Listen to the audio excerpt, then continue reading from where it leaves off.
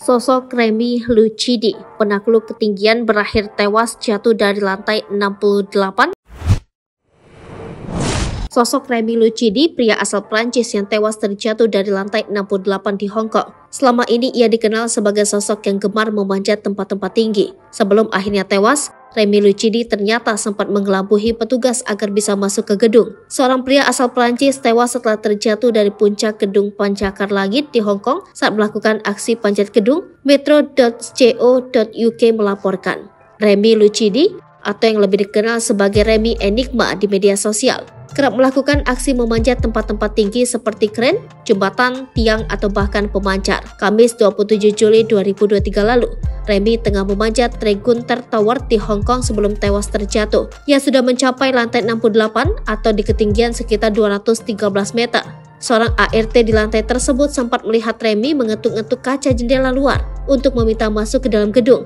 Namun ia terlanjur jatuh sebelum sempat ditolong oleh siapapun. Sebelum melakukan aksinya, Remy tiba di Tregunter Tower pada pukul 19.30. Ia berkata kepada seorang penjaga keamanan bahwa dirinya akan mengunjungi seorang teman di lantai 40. Namun, penghuni yang ia akui sebagai teman itu menyangkal mengenal Remy. Ia curiga itu hanyalah siasat Remy untuk mengelabui petugas keamanan gedung. Rekaman CCTV menunjukkan Remy keluar dari lift di lantai 49 sebelum naik tangga ke lantai paling atas di lantai 68. Pintu atap dikunci tetapi Lucidi memaksanya terbuka, bertekad untuk mengambil foto lain dari atap. Ia tidak terlihat lagi sampai tubuhnya ditemukan di tanah. Polisi menemukan kamera olahraganya yang berisi video olahraga ekstrim yang dia lakukan. Menurut South China Morning Post, di Instagram, Lucidi membagikan foto dan video petualangan pendakiannya kepada lebih dari 4.000 pengikutnya. Postingan terbaru melihatnya berpose di atas perancah dan bangunan bertingkat tinggi di negara-negara di seluruh dunia termasuk Dubai, Bulgaria, dan Prancis. Sebagian besar videonya menunjukkan ia melakukan aksinya tanpa menggunakan tali pengaman apapun.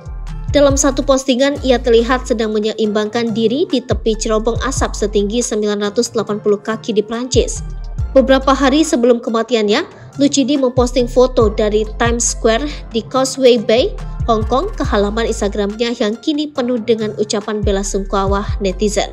Lucidi sebelumnya tinggal di sebuah asrama di Tsim Sha Tsui. Pemilik asrama menyebutnya sebagai orang ramah dan rendah hati. Polisi menemukan paspornya dan barang-barang lainnya di asrama. Konsulat Prancis telah diberitahu tentang kematian Lucidi saat penyelidikan polisi atas insiden tersebut berlanjut.